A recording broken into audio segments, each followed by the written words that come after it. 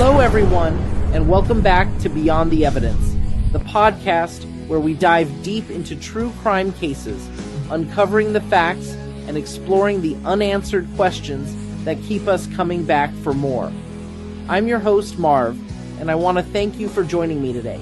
If you haven't already, please subscribe to my YouTube channel and hit the notification bell so you never miss an update. And if you'd like to support the channel, you can find links to my PayPal and Cash App in the description. Now, let's get into today's topic.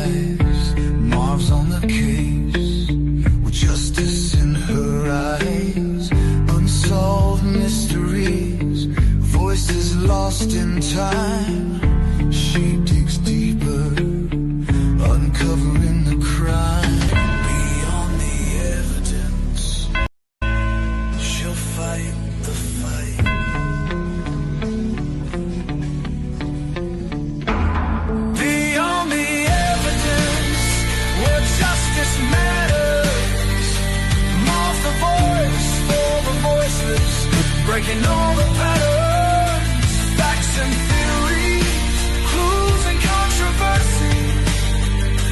Join the journey, uncovering the mystery. This is Beyond the Evidence, where justice prevails, with Marv leading the way. Truth never fails. Now get ready for this live stream. Super chat, highlight your message. Don't fall victim to the irrelevance. Hit that like, share, subscribe to Marv's Beyond the Evidence.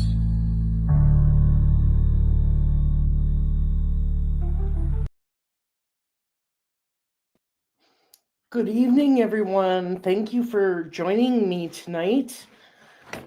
We are talking about a missing person case tonight, and it's Jesse Yanske. He's lived here in Wisconsin, and yesterday I was able to actually drive through the area that he went missing from. But tonight I'm not just going to tell you about Jesse's story. I'm going to bring on his mom, Lori, and his sister, Brianna, and they're going to tell us about Jesse. And then we'll explain what happened and what we're trying to do to bring awareness and to get people out to search for Jesse in this area. So I just want to say hello, Mustang. How are you? Bev, nice to see you.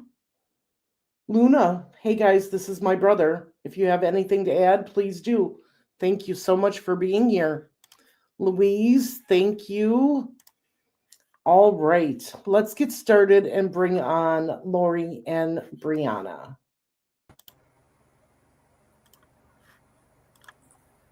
Hello, ladies. How are you? Hello. Thank you. So we're talking about Jesse today, and I want to start out with Jesse's life before he went missing. You know, what kind of person was Jesse? What did he like? What was his dislikes? Where did he grow up? Things like that. Well, he grew up in Arena, Wisconsin. Okay. He was my firstborn. He had a few challenges when he was young. He had open heart surgery, and he came through that just wonderfully. But that happened when he was a year old. It was a heart murmur. But growing up, he was really active. He was in hockey. He was wonderful to be around. He later on in life, he got interested in nursing. And he worked as a resident assistant at several nursing homes. He loved working with Alzheimer's patients. He just had a knack for it.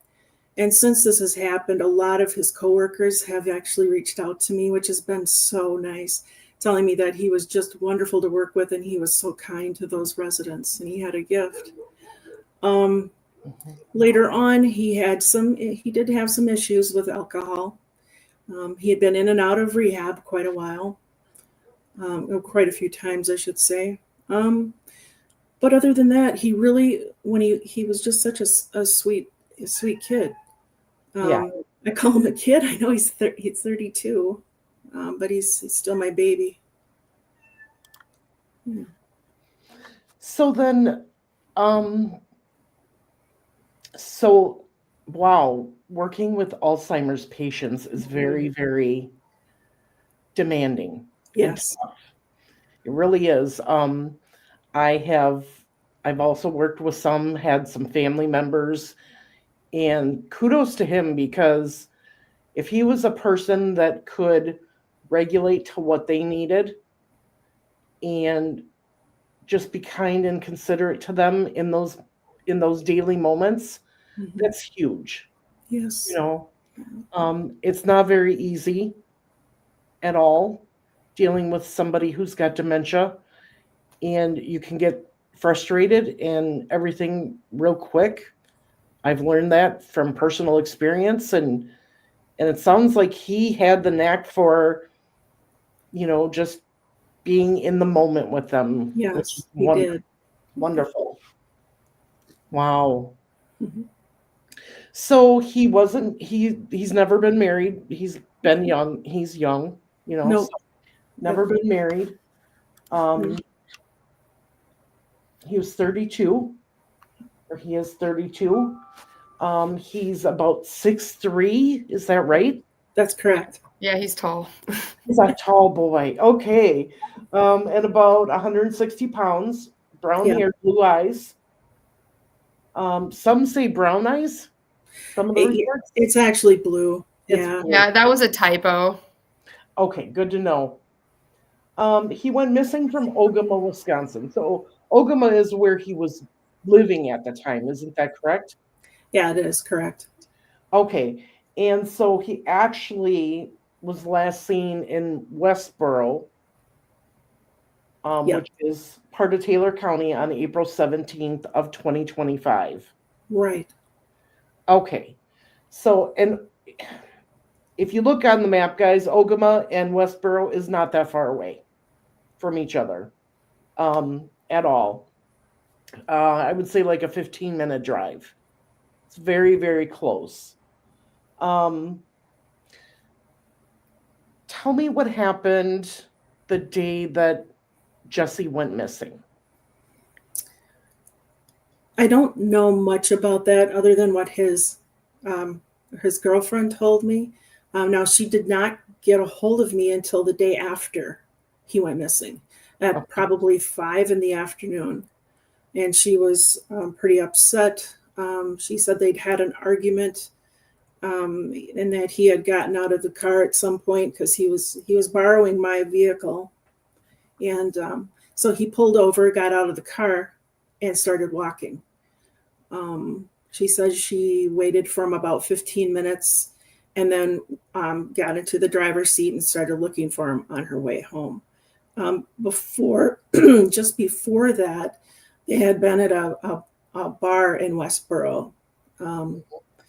And he had tried to take money out from the ATM so they could go out, have a few beers, I guess, do something other than sit at the apartment. And that didn't happen. So he left. He got into the vehicle, and then they went the opposite way of where she said that they were going. So, and after that, I guess a couple people saw him walking on the side of the road, but we don't know from there what happened. Right. And we're only going by her details that she's given. Yeah. Yeah. Along with a few people that thought they saw him on the road. Right. Mm-hmm. So I can tell you that I drove all over that area. I ended up on the wrong road. And then right towards the end yesterday, we found the substation. Because I realized on the screen print you gave me, it had the address. And I'm like, oh, we are in the wrong area. So, Brianna, I know that you said you went there and you talked to the owner of the bar, which we stopped in there yesterday. Yeah, Candy. Yeah. I did not get a chance to talk to her because we were eating and trying to get out so I could video before it got dark. But she's a very nice lady and can't wait to actually go back and talk to her about Jesse. I didn't want to do it with all the people around. I'm hoping Yeah. to catch her at a quieter hour. But you said you walked from the substation to the Yeah, I berry walked farm, from correct? the substation on Fawn and all the way. Well, first we stopped at the wayside and walked all the way to the substation from the wayside.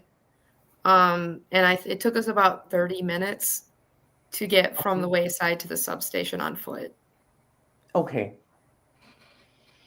And driving, it's just a matter of minutes, you guys. Yep. So we know that they were at the substation, they were parked, and they, according to her, they argued and he got out of the car and started walking. Mm-hmm. And now he's walking towards Ogema. So I want everybody to remember that. And between the substation and the wayside, somebody said they saw him sitting on the side of the road. Now, whether he was just sitting there trying to figure out what he was going to do or where he was going to go, we're not sure, right? Nope. So then somebody sees him at the wayside, and then it's like almost an hour later that he is seen by the berry farm. Now, I wasn't able to get the footage ready for tonight. It's the wrong way. I've got to rotate it and all that good stuff. But I am going to put that out hopefully tomorrow evening for everybody to look at because I want you to see that in a driving sense, this is a very short distance from the wayside to the berry farm. So what that tells me is that maybe he spent some time at the wayside and was trying to figure out where to go. Well, there's also it was discussed in another group on Facebook where they were talking about how there was suspicious activity at the wayside. And I actually called around to both Taylor County and Price County to get more information on it, to see if it had been my brother. And I was told by a police officer, I think it was Chrissy with Price County. She told me that with the description of what he had been wearing that night and the description that had been put out for the person who was, the suspicious activity at the wayside, they were convinced that that was Jesse. Okay. And I just want everybody to know that this is April of 2025 that this happened. And this is between 8 and 9:30 p.m. Yes. Mm-hmm. And it's very, very dark at that time of night in Wisconsin. It's spring is still coming, we're not there to where daylight savings has taken effect and it's light out later in the day. So did he have a phone or anything with him that you know of? No, apparently he left his phone at the apartment. Yeah. So he's walking around in an area that is very, very dark without a phone, without a light. Right. Primarily, he's using any of the headlights that are driving past him. That's how dark it's going to be. Yeah. So with my brother, and I know exactly how he gets when he gets upset. He usually just, he'll go and he'll take a walk and once he, you know, cools off, he'll come back. But according to his girlfriend, Rochelle Warden, she told us that she waited 15 minutes, drove back to Ogema, looked for him on the way back, and said that he got out of the car at 8:30. But I don't have the times in front of me. But It wasn't 8:30. Yeah, it wasn't 8:30. But a lot of, you know, the times don't make any sense. But I walk that. If you're driving down that road at night, there's not a whole lot of greenery at all because it's still cold. So there's not a lot to hide. My brother would have been walking on the side of the road. I think there was a good possibility that she would have seen him if you know, she was driving. It's 15 minutes. He wouldn't have gotten to the wayside yet. It's exactly. She should have passed him right on the side of the road. Yeah. Right. So there's definitely some factors that are not lining up in this case. So we want everybody to know that.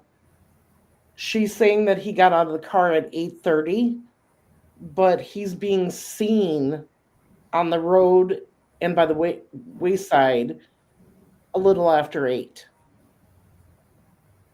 So those are some things that don't align up in what she's telling the family. Do you know, has she spoken with police? Chrissy said, or Taylor County actually said that they've that Price County has spoken with her a couple of times. Okay. Yeah. So that's a good thing. I'm sure the police are looking into all of this.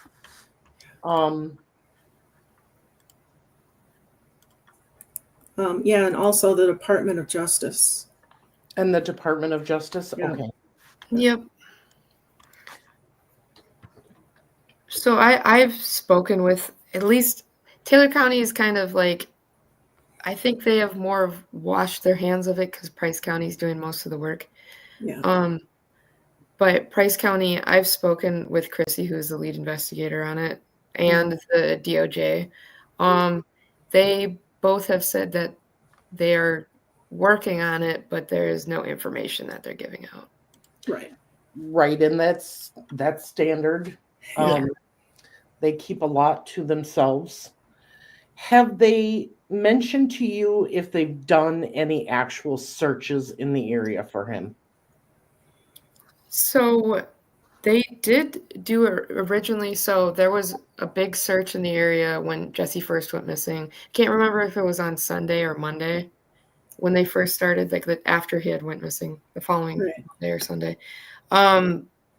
But Brad with Wings of Hope was the first group to do it.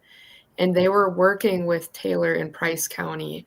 And I was told that they did go out and search with them, but I don't know if they've done any like independent by themselves searches.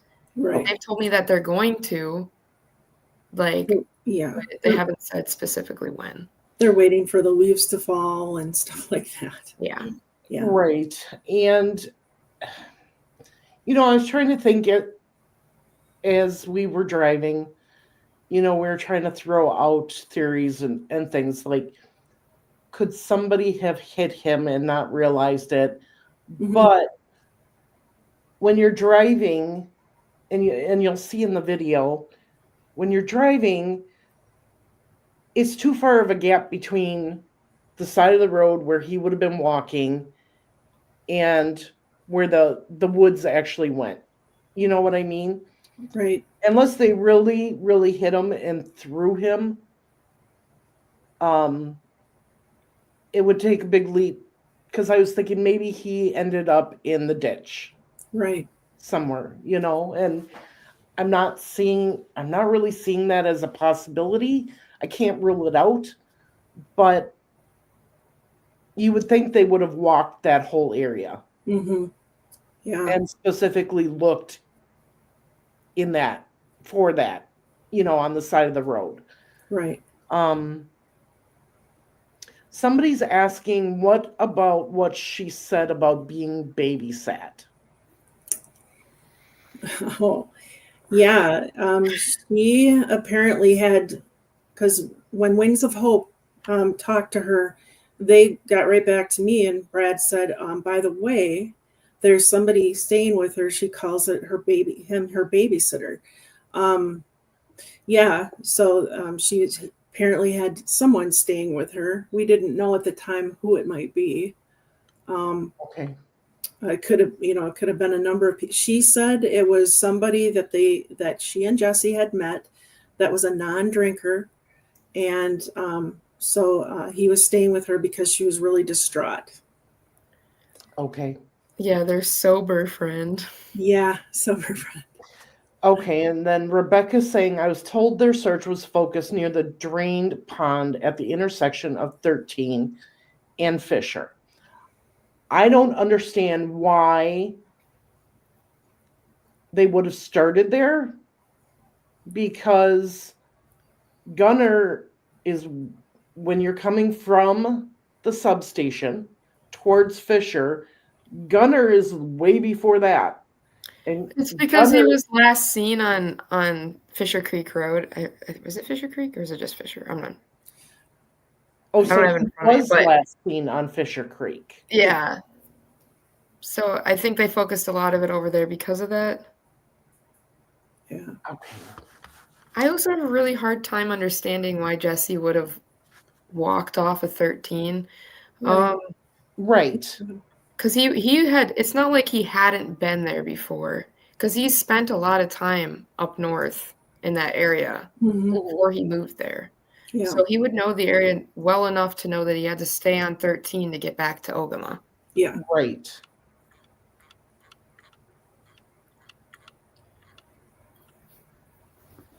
And I'm just going to, I'm getting, I should have done this before we got on here, but I am getting the screenshots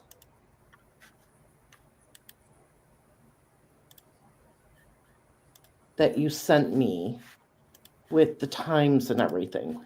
Yeah, I'll have to pull those up on my phone too. Okay. Because I want the audience to understand what we're talking about here.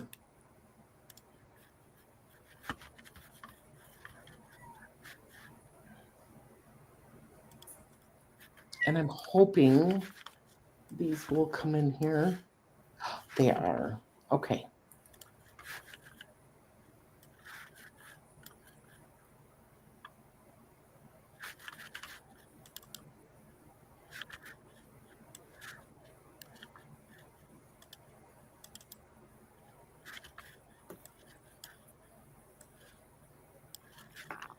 I want to be able to blow these up and make these bigger.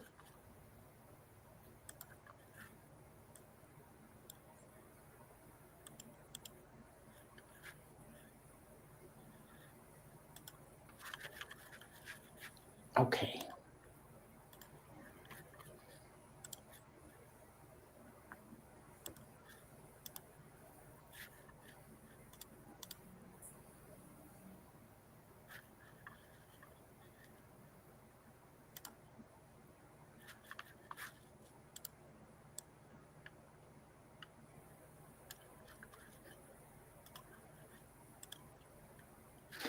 Okay, so here we've got the first one here, and just gives you a general breakdown. April 17th, 7:55 p.m., and they're at Bottoms Up, which is the bar there.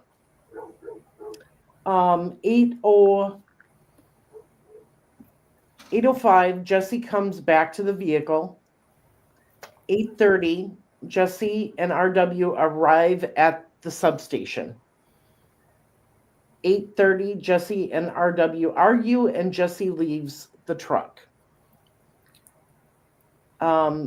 She waits 10 to 15 minutes for Jesse to return, and when he doesn't, she takes Jesse's vehicle and drives north on Wisconsin 13 looking for him, and arrives at the residence in Ogema.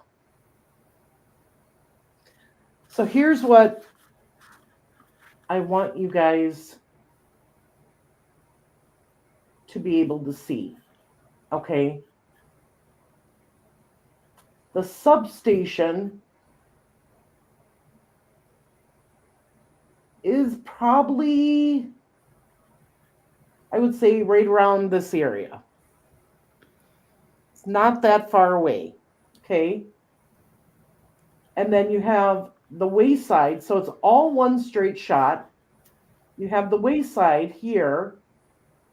And he was observed at the wayside at 8:08 p.m.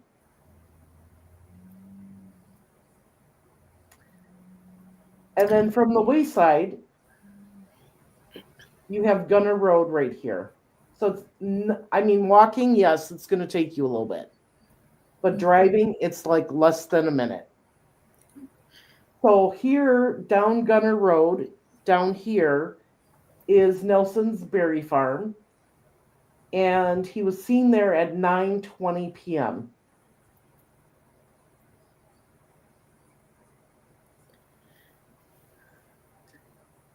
So you have to go way down the road from Gunner to hit, what the heck is the name of the road? I'm getting myself confused. Where he was last seen? Fisher.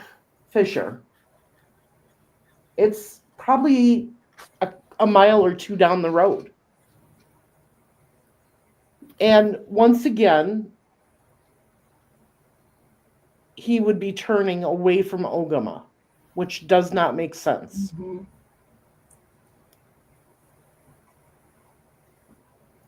So there's a lot of things that just don't jive when it comes to this.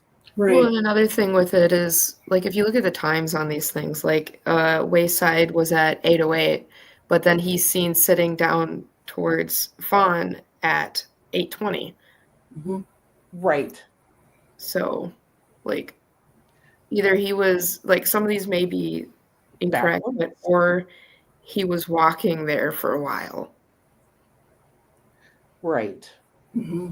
But still, if you're going from the substation to, so the substation is Fawn. Yes. Yep. So what was he kind of walking back? My question is, was he kind of walking back and forth trying to decide, have I walked enough and I'm cooled off enough and I'm going to go back to the car now? And then decided against it and turned around and started walking again? You know, that's what's all messed up with this. Yeah. Yeah, and it's the hardest part about this is, like, the one person who gave us all this information about him even being on, Fawn Road, was his girlfriend. Nobody else had seen him. Right. She was the last person with him. Mm-hmm. She took the car, Yeah. There's no real information on this. That's what sucks so much about it. Yeah. And it sucks too that he didn't have his phone with him, that we couldn't, that the police couldn't sort of, figure out where he had gone or where he was, or, Right. would have been able to find him maybe. Right. So, there's just a lot. It's a lot that just doesn't add up. Yeah. In this scenario. And I understand from the family's viewpoint, you can only go by what information you've been given. Police aren't telling you anything. You're getting this information from other people. Right. Basically. Yeah. So where do we go from here is the question. They said that they did searches the day after and the Monday, Mm-hmm. and we don't know if the police have searched on their own. I am severely hoping that they have searched on their own and they're not waiting for deer hunting season. Yeah, I know. Yeah. Like we hear a lot. To me, it sounds like they are waiting for that. Yeah, me too. with how, like, every time I've talked to them, it's been very, you know, we're looking. And I understand, you can't be impatient. There's a thing to this, but it's hard not to get upset when you don't get answers. Right. That's was the main reason why I went out there, because I was getting no answers. It's just like when it initially happened, there was so many different things popping up, like the difference in times from what Rochelle said to whatever everybody else said. So, you know, there were like, I was confused. So I wanted to talk to her on the phone. I had one of the most bizarre conversations of my life because I've never spoken with her before. I'd never met her. My brother had, you know, told me about her on the phone, but I had never met the lady. And even on the phone, it didn't make any sense. She was very angry with me the entire time I talked to her. She thought I was accusing her. You know, I wasn't. I just, you know, wanted to know what was going on, what happened. It was just odd. She told me a bunch of things when he first went missing. The information about how he even got to the bar was really confusing, because first it sounded like he had walked to the bar himself, but then later it was, oh no, she sat out in the car waiting for him to come back out. Then she told me, you know, they got into a fight about, you know, certain things, you know, life-changing things, and he got out of the car, tried to cool off. She waited 15 minutes, got in the driver's seat, left. She wasn't supposed to be driving that vehicle. Right. You know, as far as I understand, she has to have an interlock device in her car before she can drive, which that car didn't have. Right. I don't, there's some things that I'm going to keep out just because I don't know if they're true or not. Yeah. And until there is everything like put out there, like it's been talked about in groups of certain things, but when I went to speak with Candy, I think she's the main bartender at the Bottoms Up. Bottoms Up, yeah. Super nice lady, very honest. She told me that my brother had come in there. He did not come off as intoxicated, which was one thing that Rochelle had pressed when I spoke with her on the phone, that he was intoxicated. Yeah. I also questioned why she would let him drive the car if he was intoxicated. Exactly. But he was in there no more than 6 minutes. He then left because she had like a conversation with him, wouldn't open a tab. She didn't know him. It was his first time in there. Rochelle wasn't, she doesn't go there. She did afterwards, I was told. So she goes to work the next day. Then at night, well, no. So in the morning, she goes over to the bar and asks the bartender if they've seen Jesse. This is what Candy told me. So I'm going off of, you know, her information. And said that Rochelle was really calm and collective or whatever, and she left. Then she came back later that night with two men that she'd never seen before. I did speak with Price County. They did confirm that those two men are Rochelle's ex-husband, Leo? Yep. And their son that I don't know the name. Milo. Okay. Apparently she was supposed to be out looking for him that night. I don't know if she did or not. Either way, they were at the bar instead. And Candy said some things that were concerning about it. But again, I don't have video proof in front of me, so I don't want to accuse anybody who's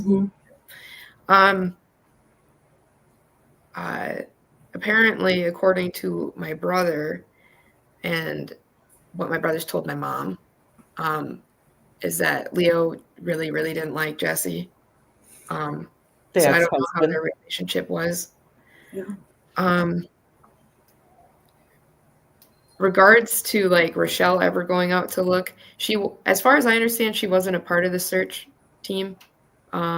she only talked to Brad on the phone, I think. Do you know, Mom?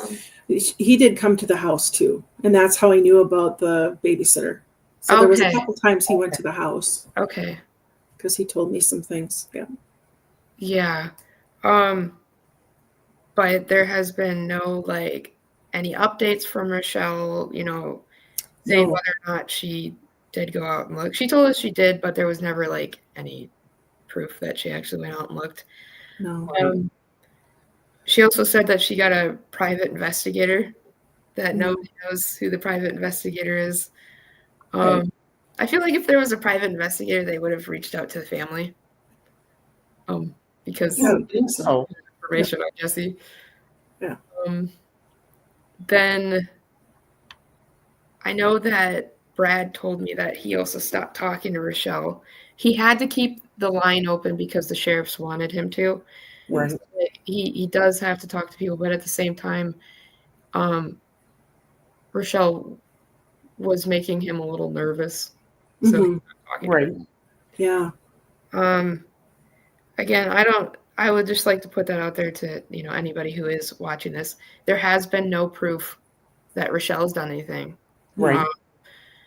I do have my own personal thoughts on that, but it's hard not to. Right. And Right. It is. like, Well, and I know some of the individuals in the chat are asking, was her phone checked? Did they check cameras along the way? I'm sure that I would hope that police took her phone and downloaded it Hmm. and checked it. Yeah. I would hope you would hope so. Yes. I would hope that they have looked at all the cameras. If there was one at the substation, they viewed it. If Right. there were some along the way, they viewed it. You Mhm. know, the only thing, once again, that I don't understand is that he would turn down Gunner and then go back and start walking towards Fisher Creek and turn down that road because I drove all down Fisher Creek. The only reason I would think that maybe he went down Fisher Creek is to get back to Gunner, which would take him back to the wayside, Mhm. but I don't know for sure. But I'm telling you, if you're going down Fisher Creek, you're not gonna find much of anything. I mean, there's houses and everything. Right. Yeah. But there's houses and other buildings along the way that he could have stopped at to ask for a ride or anything like that. Right. Yeah. Called somebody, you know, and Mhm. Yeah. And someone said, could somebody have picked him up? Well, yeah, but then why isn't he at home? Right. exactly. Yeah. Well, and if you know Jesse, like in person or just, you know, like my family knows Jesse, he definitely would have called my mom. If they had Yeah. such an explosive fight where he needed to go, because he always had a place at my mom's house. Right, Like if he needed to go home, my mom would have made that possible. right. Mhm. And he Yeah. knows that. And I'm Yeah. sure my mom has had the same phone number for like 15 years. So he definitely knows her phone number by heart. Right. Mhm.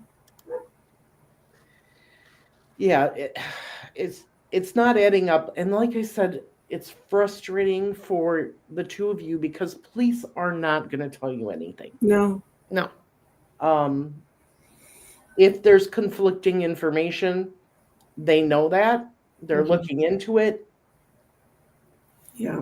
You know, but unfortunately, until he's found. Yeah. Yeah, I mean, I asked Chrissy with Price County, I was like, was Jesse's phone actually in the apartment the whole night? That Mhm. Jesse, like the night that Jesse had went missing, was it in the apartment? And she kind of stumbled on her words and she's like, at the moment, I can't disclose that information. So Yeah. this whole time it's been extremely frustrating. And Mhm.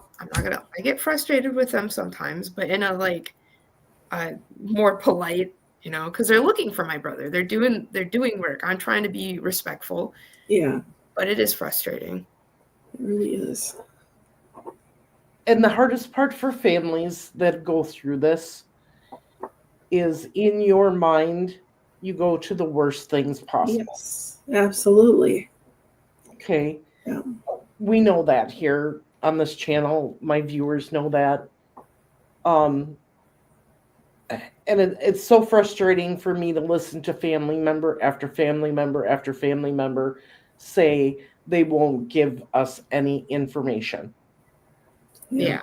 But if they're finding inconsistencies and things that don't add up, they can't tell you anything out of fear of you slipping and letting it out and getting back to whoever they may think is responsible for Sure. this. Yeah. So just keep that in mind. I know it's frustrating.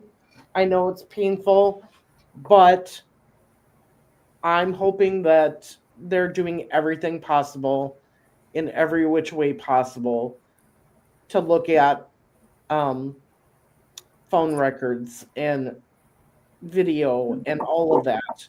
And unfortunately, when it comes to phone records and stuff, that can take a while to get.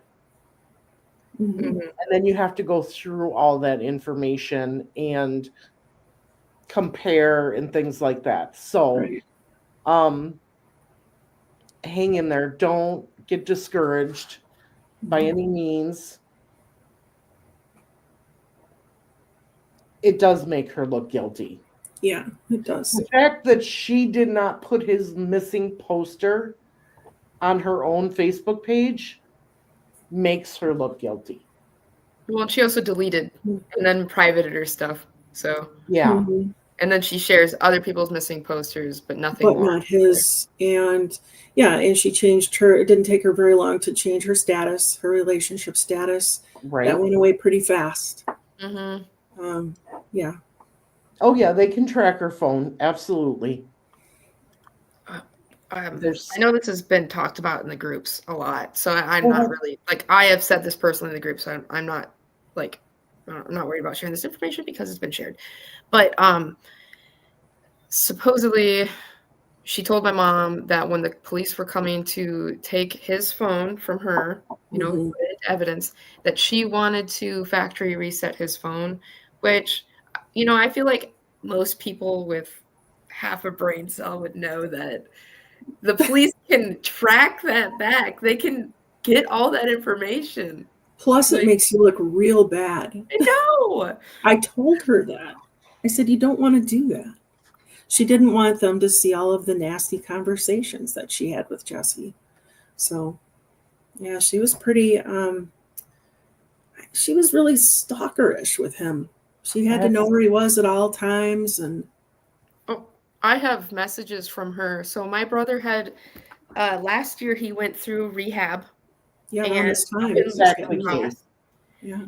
The And whole resetting the phone thing Yeah. is one of the biggest red flags to me. Yeah. Yeah. it's definitely not a smart thing to say. No. What the first thing I'd be like is, what are you hiding? Yeah. Yeah. No.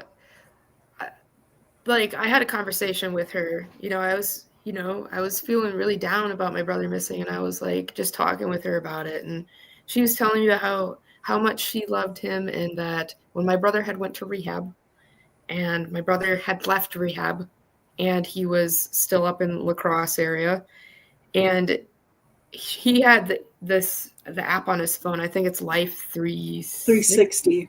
Yeah. Yes. Yeah, the tracking app. And Yep. she was able to find out because he hadn't been speaking with her because they had the whole thing on and off, because I feel like their relationship was a little toxic. Like I don't know the whole thing, but it definitely wasn't good sometimes. And she told me that she found his exact location and watched him for 2 whole days before she let herself be known that she was there. And I have this in text, Mhm. and I thought that was really weird. And then she's like, I went up to him, gave him a jug of water and 2 cans of tuna. And I'm like, it's so weird. Yeah. Sat outside of the rehab in her car. It's just weird. Yeah, well, she said, I watched his every move. I'm like, or something like that. Something along that Yeah. line. I was like, That's so weird. I sent it to my mom, and I'm like, That is what is crazy. this? Anyone know how tall the ex-husband and or friend are? Could they pass for a 6'3" guy and make a commotion at the rest stop to provide a false sighting? Leo is short. I know that Jesse told me that Leo was short. I don't know about the friend. Okay. That I don't know. Yeah, I don't know any. I don't know if, like I said, I don't know a thing about Rochelle before any of this happened. I got little like things here and there where my brother was talking about her, but other than that, this is all I know so far. Yeah. Yeah, I would agree. There's too many red flags going off in my head right now about her actions and what she's been saying, along with the fact that things just don't add up. Mm-mm. Okay, so Richard Colby is in the chat. He's one of my brother's best friends. He did point out that that she had told him that she told me that she didn't like the police taking her phone and his. So her phone was taken by the cops. Okay. So we Yeah, know really though, sad. we know then if they took it, they downloaded everything off of there. Yep. Mhm. And they're going through and they're matching up where she was, where his phone was, and all that. So that's good. Yeah. And if she's hiding something, that explains why she did not want the police taking either one of those phones. Right. And the fact that it set her off, he's right. Another huge red flag. Mhm. And like I've said this from the very beginning, you know, regardless of whether or not Rochelle has done anything to Jesse, she still left him on the side of the road. Right. Like I couldn't keep my cool with her just because I was so mad about the situation because of how she spoke with me on the phone. Which, like I've said, Marv, in the past, if you want to see that whole Yeah, conversation, I still do. Absolutely. Yeah. because I recorded, it's like a 21-minute phone call that I recorded the whole thing because Yeah. it Now, was my already red flags question, at that point, and we're my like question to 2 you is, days in. did you turn that and the screenshots from the messages over to police? Yeah, I have given them Okay. everything. Yeah. The first thing that I gave the police was both the screenshots between me and her, and then the phone call, which I actually had to go up to, because I live in Dodge County. I had to go up to Fond du Lac to the sheriff's office to drop off a zip drive because I couldn't figure out how to send it to such a big file. And then actually one of the sheriffs from Price County who was on the case came down and got it when they were going somewhere else and then thanked me for giving it to him. So they did get it. Good.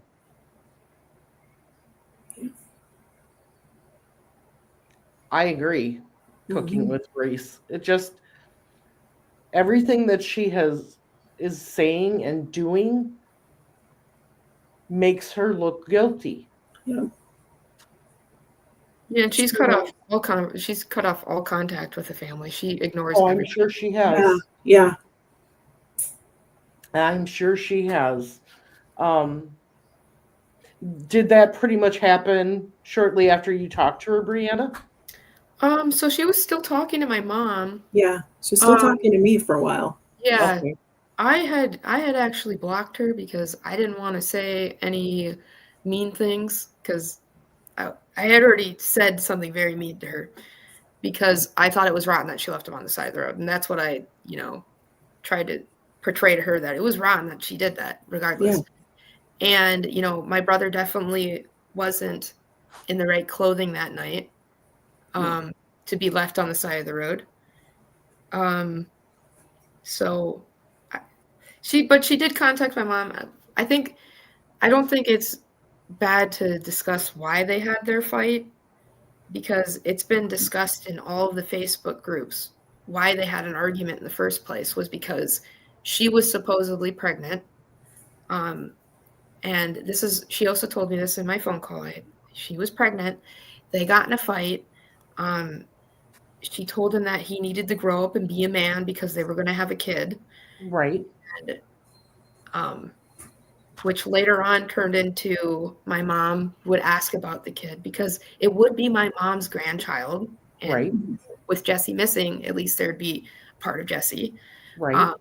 So my mom would contact her. She would ignore my mom. Then she would, tell my mom that the information wasn't to be public knowledge after she had told, like, the first person to hear about this was Brad with Wings of Hopes. Yes. So that was a stranger, really, to her. Yeah. She told Brad with Wings of Hope, Mm-hmm. the search organization, that Yeah. she was pregnant. Yep, but not our family. He told me, though, right away. As soon as he got that information from her. So. Yeah, Brad's awesome.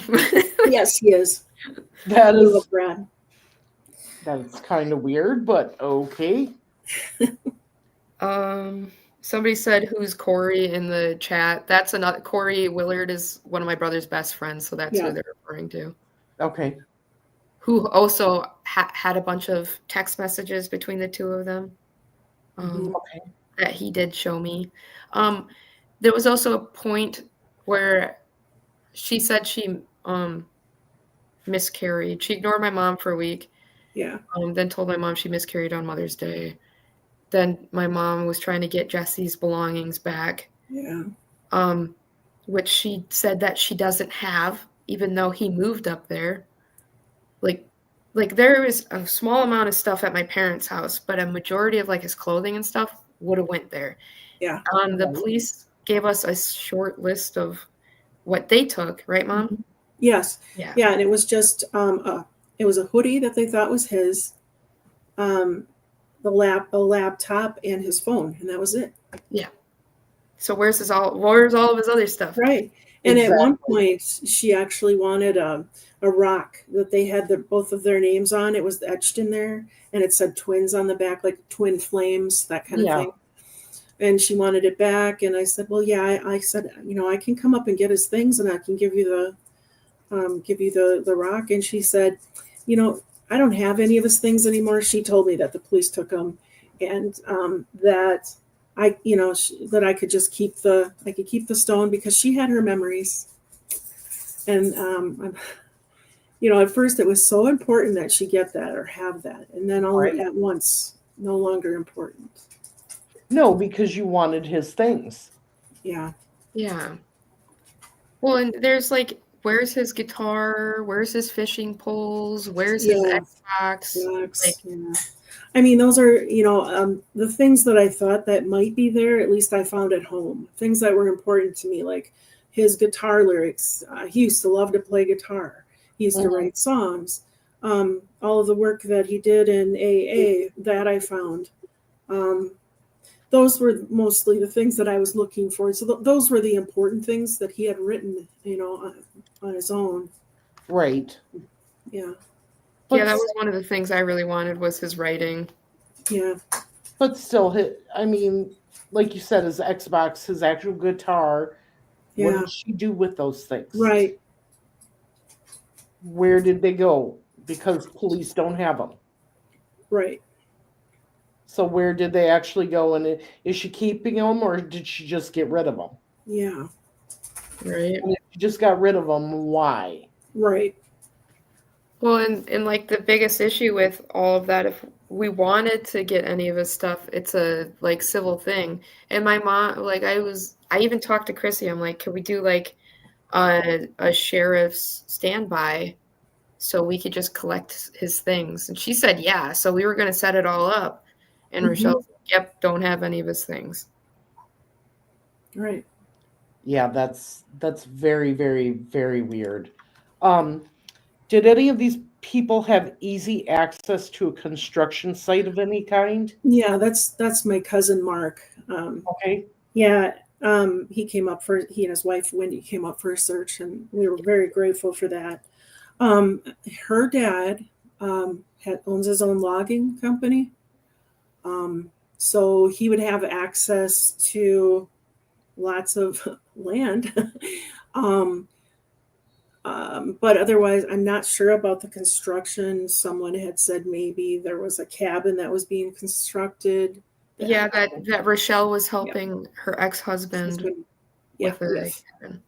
It wasn't his cabin, but yeah. So that's the only, and that was, where was that? Was it Monaco? What? I think so. I don't know how Okay. far that is. Minocqua from them? Okay, Yeah. so Minocqua from me is about an hour away, and I'm in Merrill, so it's probably about the same from Ogema to Minocqua. Okay. All right. Yeah. Okay. We could have the wrong like M city. Like Yeah. Yeah, we might. Well, and Lori said maybe it went to the pawn store. But you would think maybe just reach out to police and give them a list of things that are missing. yeah. Yeah, we could do that. I know that we They tried to can- get an inventory of what was in my car because the crime lab still has that. And Yeah. Chrissy said that she couldn't get the list. They wouldn't give it to her. A list of what was in the car. So Okay, so they did take the car and there were Yeah. things in the car. Okay. yep, there were things Yep. in the car. They still have it. They had my mom sign a thing saying it was okay to search it extensively. Yes. Yeah. Yeah. What about her friends' houses? I don't know how many friends she has. Yeah, I'm not sure. Exactly. Yeah. I don't think she's got too many. I could be wrong, but I don't think so. Minocqua's almost 3 hours from Ogema. Oof. That Yeah, is a ways. There's no way. Yeah, this comment right here. I like Rochelle's explanation of why she was late for work that night Jesse disappeared. I heard about this, that she was an hour late for work that night. Mm-hmm. I also heard that she took Leo to work the next day. So I don't know if any of that is true. She definitely didn't tell any of the family members about that specific thing or any of that. No. Okay. Well, do you know where she worked and what time she worked? I had thought that she was getting up pretty darn early in the morning, like at 2:30 to get there by, I don't know, 3 or 4. Probably 3. She worked, I believe it's at a nursing home. I'm just not sure if it's in Princeton or where. I'm not sure. Okay. I think somebody had said Colby at one point, but I'm not sure if that's right. Okay. I'm not sure. I have it in the text somewhere. Would his friends all know what he would have had? You mean as far as belongings with him? Probably not. Yeah. Does Rochelle's family have any influence in that area? People in positions of influence? Is she originally from that area? Do you know? She's originally from the area. She always said that everybody knew who her dad was. Okay. And so I don't know if you call that influential, but yeah, everybody knew who he is or who he was. So Well, you said he had a business. yes, yep, So- a logging business. Yeah, I would say that would probably be an influential person in that small town, small area. Yep. I worked that night before her. She didn't come to relieve me at 2 a.m. at Colby Colonial Center. Okay. Oh, okay. Okay. Wow. She was supposed to be to work at 2 a.m. hmm and was not there. Yeah, that was another thing on the phone call with me and her where she was very like adamant of letting me know that the reason she needed to leave was because she had to go to work. But Yeah. she doesn't go to work until 2 a.m. She was not in a huge rush. No, she Right. wasn't in a huge rush. How long did she drive Jesse's car? Do you know after he went missing? That would be great to find out. Apparently, her car, from what we understood, was not at the apartment. It didn't show up until the Friday after he went missing. Yeah, And I think you had spoke with the police, Mom, about that. I think Brad from Wings of Hope actually talked to me about it. Yeah. He said they were still trying to find her car, but they weren't having any luck. And she was supposed to always drive her car because Right. it had That interlock device in it. interlock that she Yep. had to breathe into before she could start it and get go. Yep. Oh, okay. Yep, which also has a GPS on it. Yes. Yeah, it does have a GPS on it.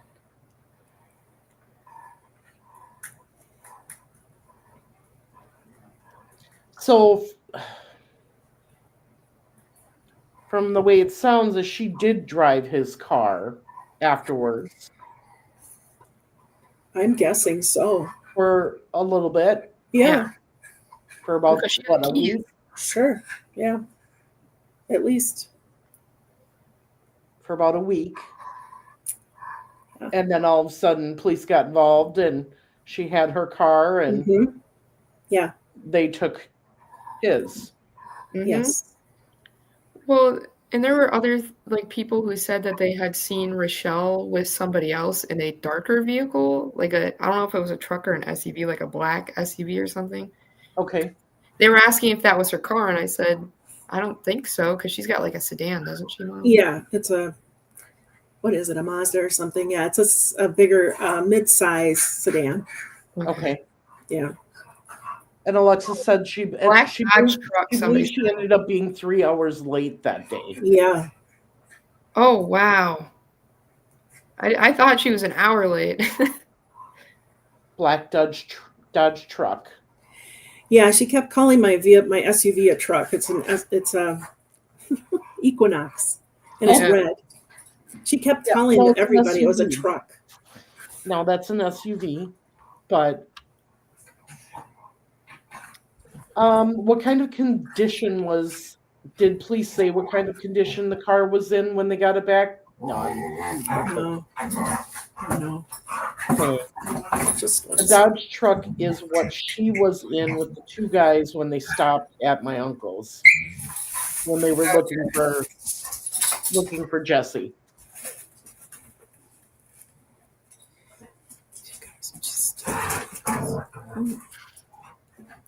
So maybe the ex-husband or the son has the Dodge truck.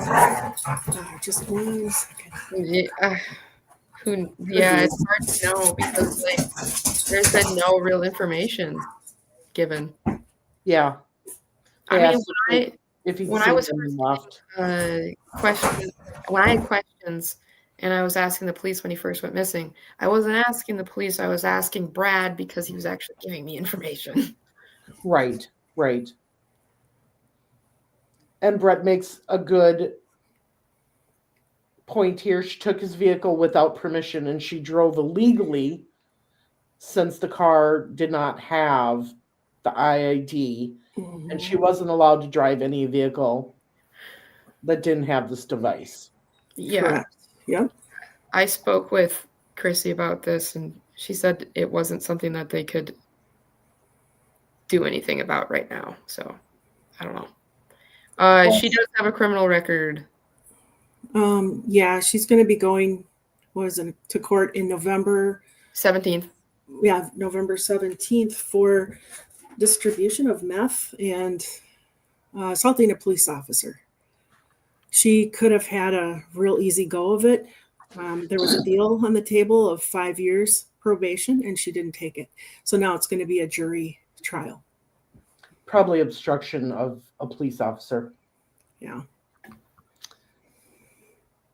Nope. The vehicle that Jesse had was his mom, Lori's. Yeah. I was letting him borrow it until he could get something of his own. Yeah, that's another interesting thing. She got busted for meth. Yeah. Yes. Oh yeah. Distribution of meth. She was selling it. My brother told me she was. Oh, I know that brings a whole new layer to it. I know. It does. It does. Yeah. Oh wow. Mm-hmm. I wonder why this is so messy. Yeah. Mm-hmm. Somebody goes, yeah, I don't know how she could hold a job as a CNA or whatever, but I just don't think they knew or know. I don't know. They may not, whatever they ran, As wasn't long as too she didn't, sure. yeah, as long as she didn't do it while she was working and didn't sell it there, Yeah. there's Well, not and much. it's still an ongoing thing. She hasn't been found guilty, so maybe Yes. Yeah. Right. And you're right. Um, once she's found guilty, then she would lose her license, if anything, her Mhm. CNA license. Yeah. But they won't do anything with that until there's an actual verdict. Exactly.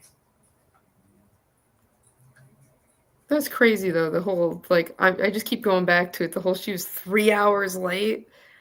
Yeah. Oh my god.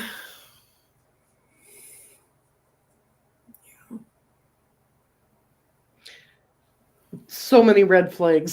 So many red flags in this one. Um, and multiple layers now that we Mhm. know of. I mean, we know something happened to him Yeah, we do. because otherwise you would have heard from him. Exactly. Yeah. Somebody asked if Jesse was an alcoholic. He was a recovering alcoholic, but he was still having issues with Yes, he Mhm. he was. trying very, very hard. It was just he was so addicted. It was hard for him to get off of it. It was. But he was trying, like every time I talked to him on the phone, he was trying very hard. And I tried to encourage him as much as I could. It's just, people don't understand addiction until either you Exactly. and your Yeah. family goes through No, it or I you agree. yourself. They're in and out of rehabs multiple Yeah. times before it sticks or it Yeah. does. Right. Yep. Eminem, yeah, you're absolutely right on that. Um, she may not remember exactly what happened if she was Out of it. Yeah. using. Well, that's one thing that Jesse would bring up a few times was, he's struggling with drinking. And I think this was right before he went to rehab the last time he did. And he said that she was giving him a hard time. And he goes, well, she's a hypocrite because she was still doing, at the time, Mhm. meth, Mhm. but Yep. Yep. telling him that she was sober. So I don't know if she still does meth. When I was out there on the search for my brother, one of the times I went, I met her cousin. I don't know his name off the top of my head, but I was very taken aback when I found out it was her cousin because I had came up to John, he runs one of the Facebook groups. Was it the North? Northern Wisconsin missing persons. Yeah. Yeah. Well, and Brett says she wasn't too messed up because she gave a detailed story to John Yeah. while True. she drove home. Yeah. So that's true. Hmm. We don't know, Lonnie. We don't know. That. I wish we did. That's so many of these are great questions, and unfortunately, until police are ready to tell you guys what happened, we're not going to know.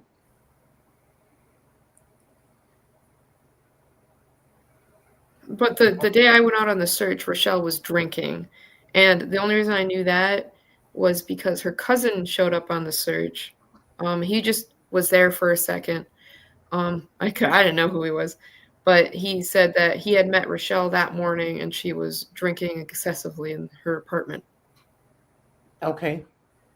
So she must have some kind of vices. I don't know. Lonnie says Jesse had a job, right? Why didn't he put her in rehab? No, he was trying to get a job, but he hadn't had one yet. It doesn't He only lived there 2 weeks. Huh? He'd only lived there 2 weeks before he went missing. Okay. Yeah, he was looking. Is she being cooperative at all? Well, Oh, she gave him I don't her think cell so. phone. She talked to him a couple times, but I'm pretty sure she's not sharing everything. No, she's not. How long can they hold your car? That's a good question. Yeah, I have right. no idea. Actually, they can hold it until they charge somebody Yeah. or find that it was an accident. Right. They Yeah, can just they can keep it for a long time. So it is considered evidence because she drove it Right. afterwards and because he was in it. Yeah. So it is considered evidence. So they could keep it, like I said, until they bring charges and try somebody, Hmm. or until they deem that this was all an accident or whatever. Right. And if that neither one of those things happen, they can keep it until that does, unfortunately. Hmm. Yeah. So yeah. Yeah.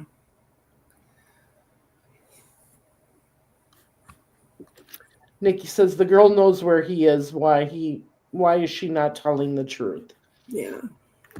Well, if she truly knows where he is, that means that she was involved in putting him there Hmm.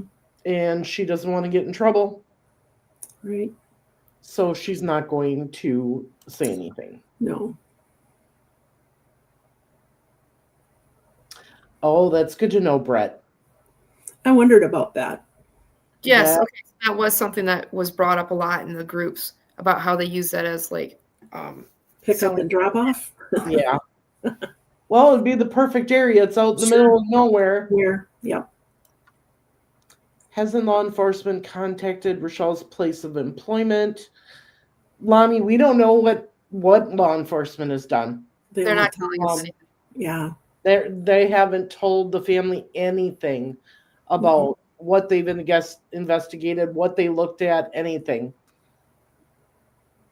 Did Alexis tell law enforcement about her schedule?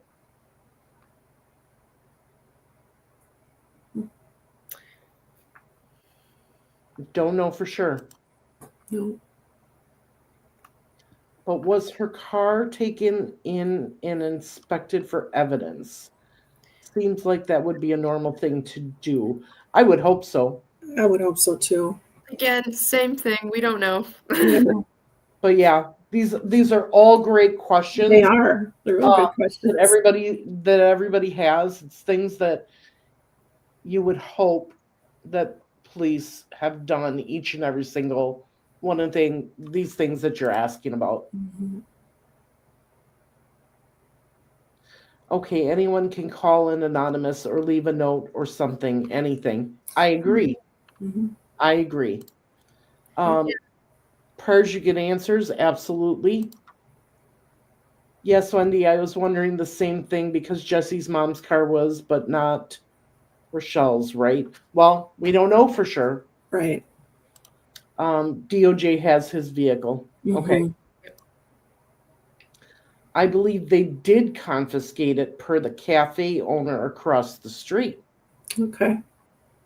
Well, that's good to know. It is. The cafe owner has also seen Rochelle with her ex-husband Leo and the son a bunch of times since. And apparently there was a heavy police presence.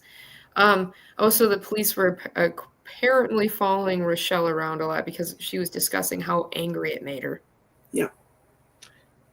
I can see them doing that also. Mm-hmm.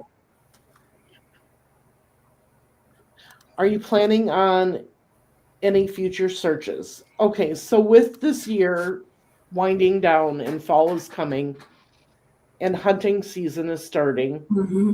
we're not going to want to be in the woods searching. No. And then the snow is going to fall anytime after that. So I would say if we're going to coordinate a search and go out and search on our own, it's going to have to be next spring. Yeah.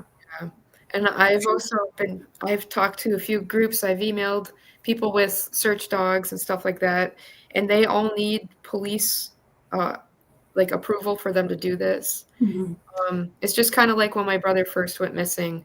Price and Taylor County needed to give Brad with Wings of Hope the okay Yeah, to do it. Right. search, but it was actually when my brother was living in Avoca.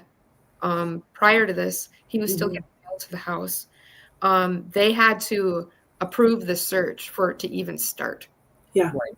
So Yeah. So actually, I got a hold of our local police officer, Chad, and he said, "Well, if you're still receiving his mail at home in Avoca, then he says we can put a missing report in as well, and see if it'll get him going." And it did. He did call. Chad did call Price County, and they were pretty rude to him, but it did get the ball rolling. Yeah. So, So how long had Jesse and Rochelle been together? man, off and on, I'm thinking about 2.5 years. They met each other in rehab, which is a bad place to meet somebody. They tell you in rehab that you should be at least a year out and sober for at least a year before you go down the relationship Mhm. aisle. Well, Yeah. now that we know they were on and off for that 2.5 years, this Mhm. may be valid, Eminem, and Yeah. maybe why the ex-husband didn't like Jesse. Could be. yeah, I definitely don't know anything about that stuff. Yeah, Yeah. anything's possible, but you've got that scenario and you've got the other scenario. Yeah. Um, so it'll be interesting to watch her case file and see if she is convicted of that. Oh yeah, for sure. Yeah. Yes. And I would agree, Bev. If anyone knows anything, they should speak up. If you're afraid that it's going to come back to bite you, send it anonymously. Yeah, please Yeah. just send it anonymous. Yeah. But if you send it anonymously, you have to put in great detail, because the reason they don't want you to send in these anonymously is in case they have questions. Right. Yeah. So if you're going to do it anonymously, you have to put in great detail what you need them to know. Yeah, I also run a Facebook group called Bring Jesse Yanske Home, where I really want people, if they have any information of any kind, to just comment in there. I do allow people to comment anonymously. Yes, I can see your name, but I won't put you out there. Mm-mm. Right. Yeah. Right. So the Facebook groups that you're part of for Jesse, if you can send those to me, I'd appreciate it, because then I'll put them in the description of this video. Yeah. Okay. So that my viewers that watch after the live stream have that information. They can join if they want. Support you guys. Yeah, I can do that. Rebecca says, I think once she's convicted of her, and I'm going to call it rug and other charges, they will have no problem going after her. That could be very well what they're waiting for also. Yeah, that could be. Yeah.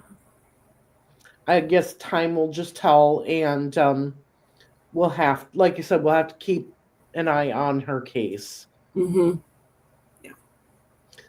But what I'm going to do is I'm going to, like I said, I got to invert the video. It's not the best quality. The windshield was very, very dirty. I was videoing while I was driving. And basically what you're going to see is from the substation to the wayside, and then to the Berry Park, or the Berry Farm on the video. I just wanted to give everybody an idea. And then I'm also going to go on Google Earth and show you that view also. But I'll put that in a separate video so that everybody can see it. Okay. And that way, it just gives people an idea of what the area is like, because it's a lot of forest. Yeah. I mean, A it's lot right of outside forest. that national forest, so Well, and Yeah. that Ice Age trail goes Yep. everywhere. I mean, we saw places for that Ice Age trail all within probably a 6 mile radius in different Mhm. areas. So different roads, Right. different access points. So And that's one thing too. Wings of Hope said that they have searched a little over 1,800 acres in an 8-mile radius, and they came up with nothing, mhm. nothing at all. yeah, he said that they had drones, they had, the thermal helicopters, Yeah, people in ATVs, on foot, dogs, all that all stuff. of it. And, he said he didn't think Jesse was out there, but at the same time, there's a lot of different stuff out there if he is out Yes, there. there is. And like Yes, Rebecca said too, she was just on here. There's a lot of swamp. right. There's swamp. There's some water. Who knows? Was she invited into your home at any time? Oh yes, yeah, she was. Yeah. I really regret that now. Um, yeah, she would come and she would stay with Jesse sometimes over a weekend or a couple days, and then, or if he was having an issue, if he was having a bad time, a lot of times she would come down, and sometimes I didn't even know that she was on her way. I mean, at that point I got along with her, but it wasn't like we were friends or anything either. Right. But yeah, she did come a fair amount. Yeah. Yeah, my brother really wanted me to meet her, but I never had the time to sit down and meet this lady. Right. Like, I was fine with hanging out with him, but from what he had told me, I wasn't very interested, because she, quote, hated men when I asked him. Yeah. I was like, why? She's like, oh, she likes to be like the authority figure, and so she doesn't. She The said that alpha. he said that she likes to like be mean to him. I was like, why? Yeah, I mean, when I would call, it was almost like she made him put the phone on speaker. She could hear everything I said to him, you know. That was Controlling. just strange. Yeah, very controlling. Yeah. Yeah, I wish I had more answers to this because, like, a lot of people ask these questions and there's like no answers. There Yeah, are it wasn't. we don't even Right. know. And I truly don't think we're going to get any answers until her case is settled. Yeah, It would make sense that they would want to settle that first and and then really Yeah. go after her for this. Yeah. They've got some other options if she's in jail. Right. I just say, Yeah. so They did say, I did get the DOJ to tell me that, yeah, of course she's a person of interest, mhm, but they're trying not to have tunnel vision either. right. And I understand that. Well, yeah, they got to look at every aspect they can of it. Yeah. Like I was saying, did he get hit by a car and Right. get thrown? And, What if he got hit by a car and somebody took him somewhere because, because they hit him. Right. yeah, and they didn't want to get in trouble. Right. I mean, it's There's so all much. kinds of scenarios. Yeah. Yeah, one of my biggest things when he first went missing was, it was cold. Like, Mhm. and my brother's very thin for his height. 6'3" and 160 pounds. It's like 20 pounds more than me. Like, he's not doesn't have a whole lot of meat on his bones. So Right. Yeah. And as you can see, we're showing you some pictures of Jesse, very Mhm. tall but very skinny. Yep. And we all know that it gets very, very cold Mhm. at that time of year. Yeah. So,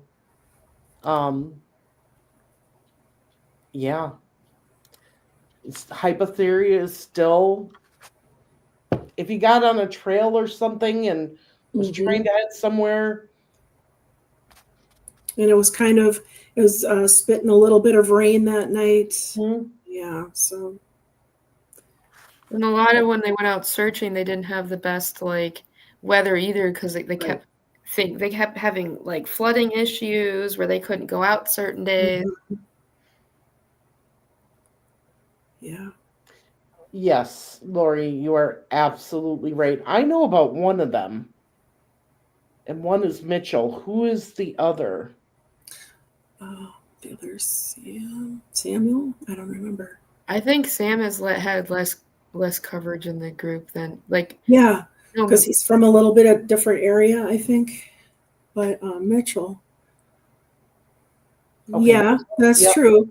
You know, when they did go out with a thermal, they did see a bear out there. Yeah. But you would think that maybe there would be something left over, like a shoe or a piece of clothing but yeah. Okay, I will look into Seth's. Because like you said, well, today's Monday. We did this on Saturday. We went out driving. We first went to Mitchell's area. Okay. And looked around. And then I realized that Jesse's area wasn't that far away. So we went there. We were going to hit it 2 separate days, but it was so close. I'm like, why drive back and forth each day when we're right here? We've got daylight. Let's do both of them. But I did not know about Seth, so I'll have to look into him. Everything here smells fishy. I agree. From the start of the night to when she contacted his mom, everything leaving home without phone, going wrong way, stopping in the literal nowhere. Nothing seems right. I would agree with you 100%.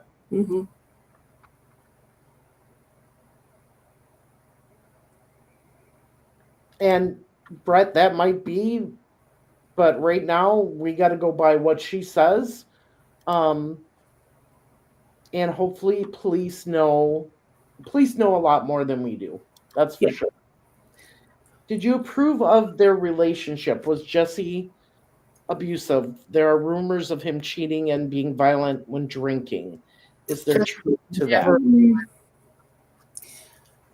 Yeah, I don't think there's really truth to that. I mean, he would get mad, but more than he would go for a walk. He would hit a wall. But he would never. No. Like me and him got in plenty of like very bad fights when we were younger, and it never got physical. Yeah, Kim says no. Well, she would know because she's family, right? Yeah. There was no signs of him being abusive to anyone. No. That's what you're saying.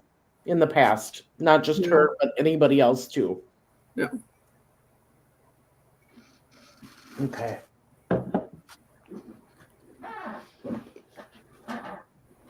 Well, I want to thank both of you for coming on here. I'm definitely going to keep on top of this. Like I said, I believe that we're kind of in a holding pattern, unfortunately, unless something happens during hunting season. Right.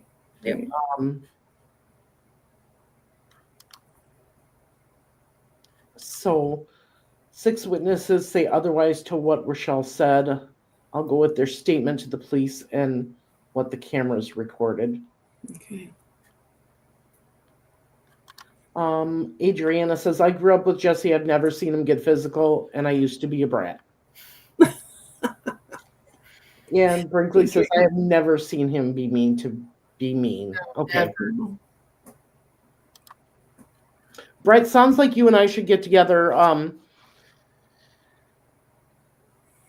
kind of collect.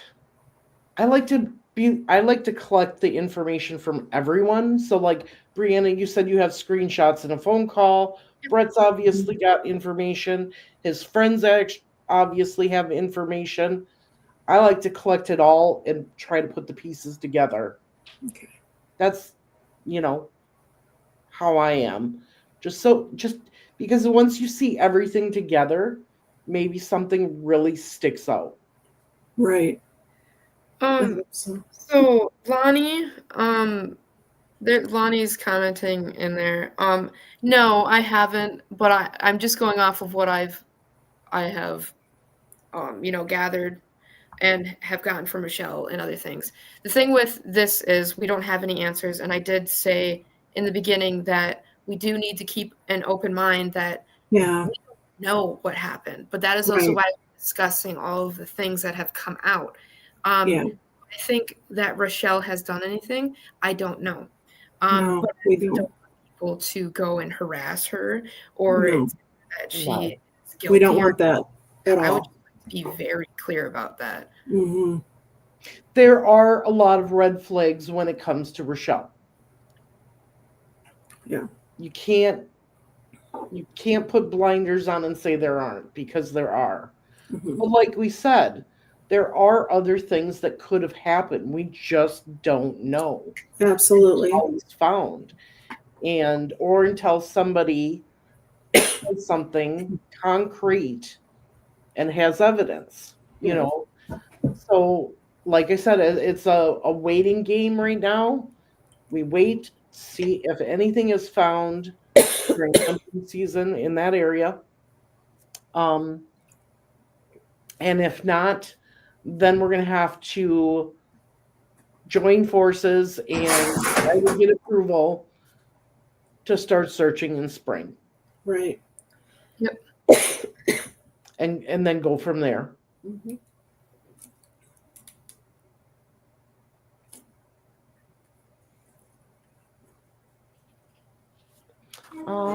What is this? No one here has done that. They even said, as his family said, they're not saying she is guilty, and no evidence has proven she is. Exactly. There is just major red flags, not just little ones, major ones, and a lot of questions that we have. Yeah. Why was he in a cast a year and a half ago then? Cast. Where are you getting this information, Lonnie? Yeah. No. How You- are you like coming up with this stuff? Clearly you must be friends with Rochelle or something.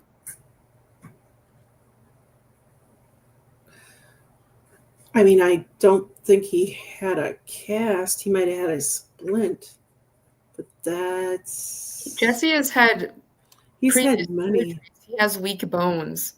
Yeah. He's broken his bones in his hands and his arms more times than I can count. Yeah. Yeah. And he's had surgery on them, and yeah. He has done nothing but a simple punching somebody's arm in like a playful manner at my house. And broken. Yeah, and broken Broke a his bone. It Yeah. even like my friends who were there at the time were like, "Whoa, what was that?" Like he has really fragile bones. Did he have osteoporosis really bad? Not that we're aware of, no. Never got checked out. But Goodness. he would get boxer fractions a lot just from punching something. So Or he fell this one time. oh Very yes. short distance, but he was tall, so I guess it was a great Yeah, he fell. and he broke his arm. So it's like imagine you break something and then you like I have carpal tunnel. If I maneuver my hand in the wrong way, I'll have pain. He's got Oh yeah. that He just always had pain in that, especially in that hand and wrist, his right hand and wrist. I lived with Jesse for a number of years. He was not remotely violent and was a very sensitive and soft person. exactly. Mom, Yeah. you know who that is? Yeah, you know Yeah. that's true. Yeah. Yep. Yep. It's true. Jesse is honestly, he's a soft person. He's a sweetheart. He has, Jesse's favorite thing, like, was to fish. He always liked to go out and enjoy nature. He was always down to earth. Honest to God, I think my brother is, I don't think, I know that my brother's a good person. Mhm. And, he would talk about a lot of the time, there were things that he didn't agree with Rochelle doing, and he would talk to me about it. And okay, there's my sister. That's Jesse Yansky's sister. Mhm. He had an incident where he punched the refrigerator and broke his hand. Yeah, Yeah, I here- remember that. Okay, it is possible that at some point when you saw him, he was in a cast or a splint, That could be. but without further detail, we can't say why. As to what part of the body, Oh, right. what time it was. Yeah.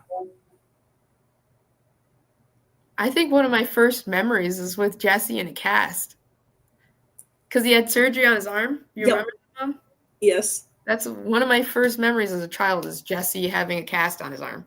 I think he was in first grade, and it was his right arm, and that was his dominant arm. That's the arm he wrote with, and the hand he wrote with. It was horrible. He had to write with his left hand. Mm-hmm. Yeah, and that was a swing set accident.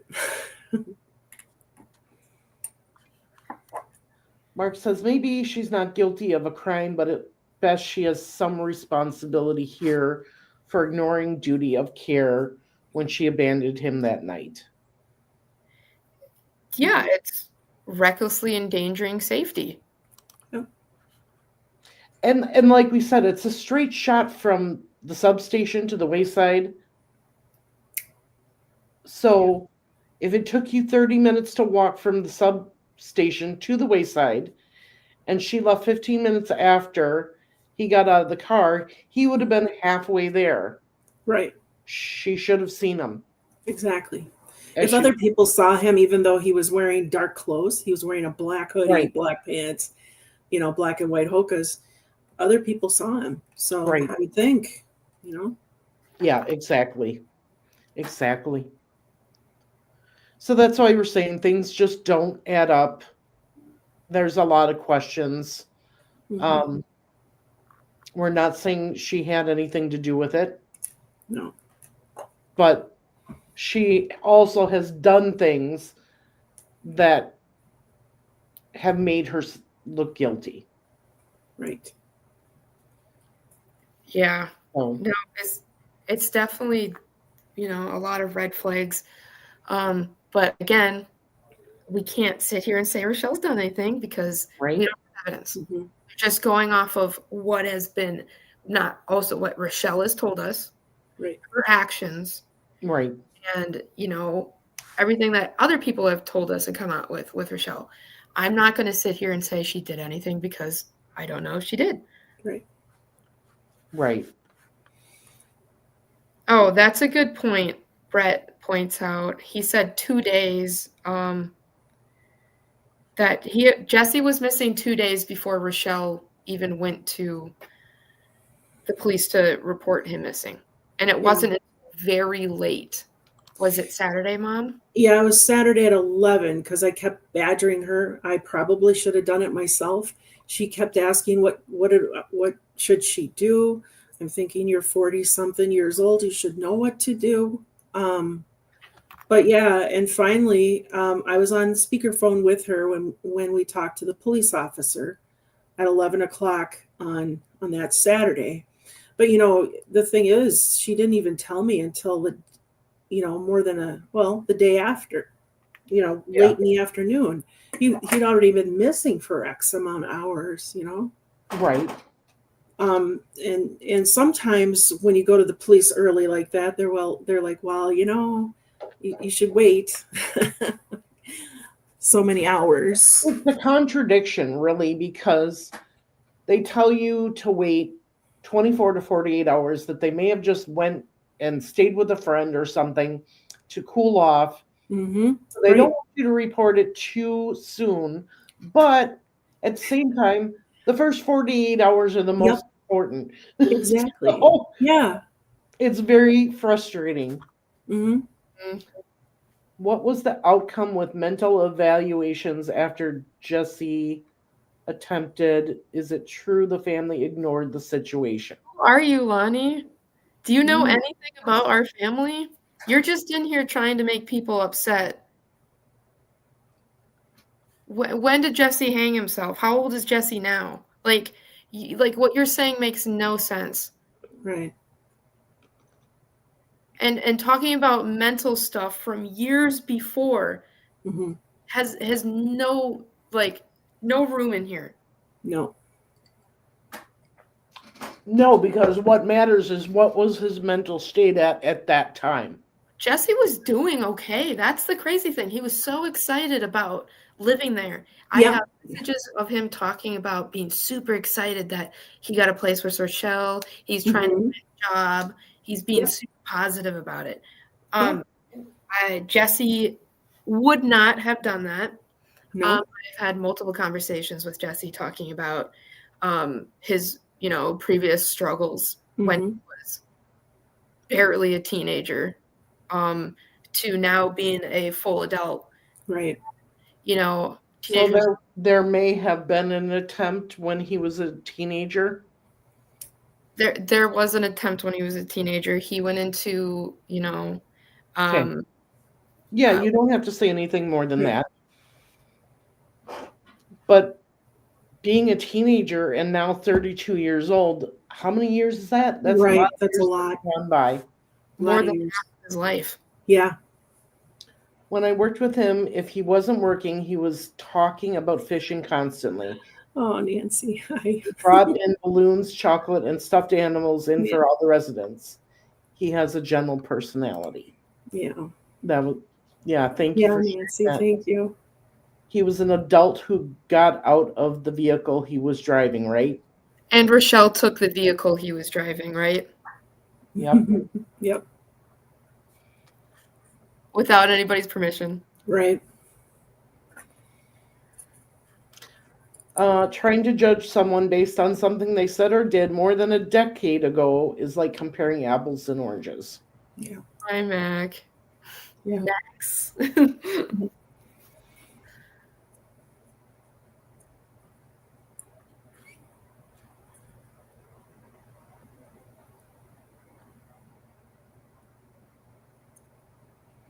So, all right. Well, we've been on here almost 2 hours. Wow. Crazy. I am so glad. Thank you so much for coming on here and telling us about Jesse, first of all, the kind of person he was, who he was, what he liked to do. Like you said, working with people with dementia, Mm-hmm. you have to have a big heart to do that in the first place, Yeah. especially day after day after day. Yeah. And talking to us about, what things what's been said. There's a lot of red flags. We can all see that.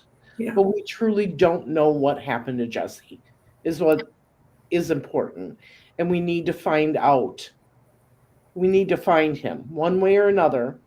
We need to find him in order to know what happened. Right. Um,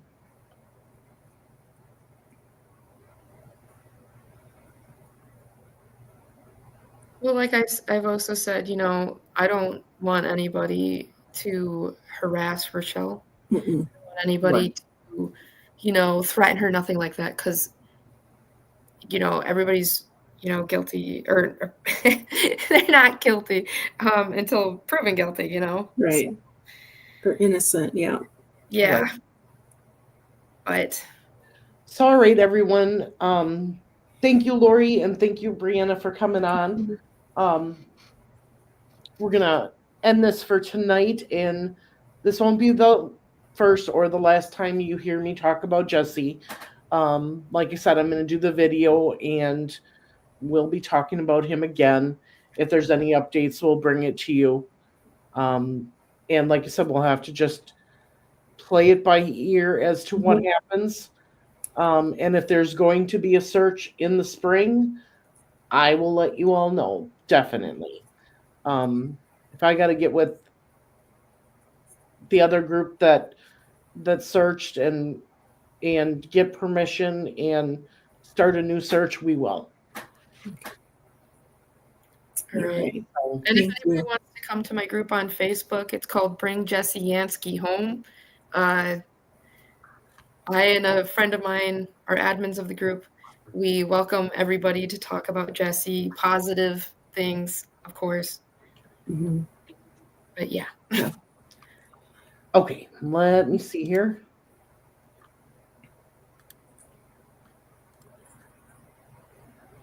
I'm glad you said that. I am going to put that in the link in the chat so that everybody has it.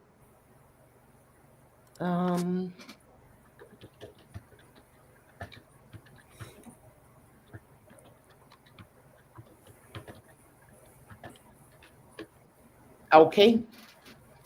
Thank you all for watching. Please hit the like button. Share this out to people that you know in Wisconsin. It's important that anybody who's in the woods in this area is keeping their eyes open. Yep. Because we do want to bring Jesse home one way or another. Yep. Yes. Thank you, Lori and Brianna. I will talk to you soon. Okay. Thank you. You're welcome. You're welcome. Have a good night. Oh, you too.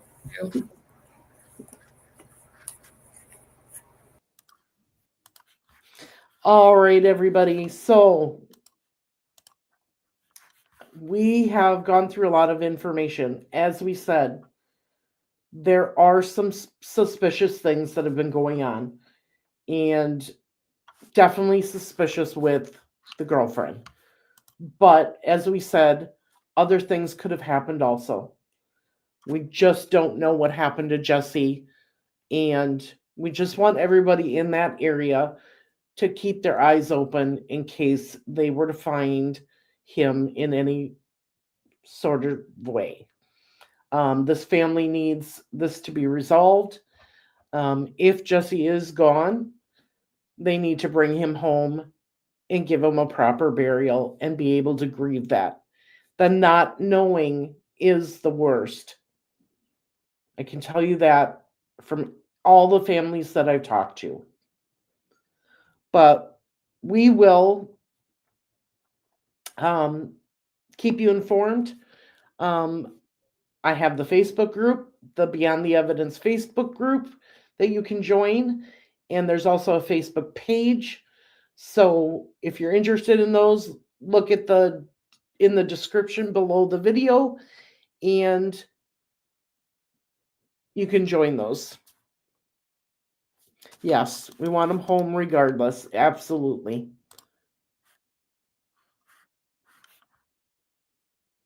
So thank you so much, everyone, for joining me. I will see you tomorrow night. Bye.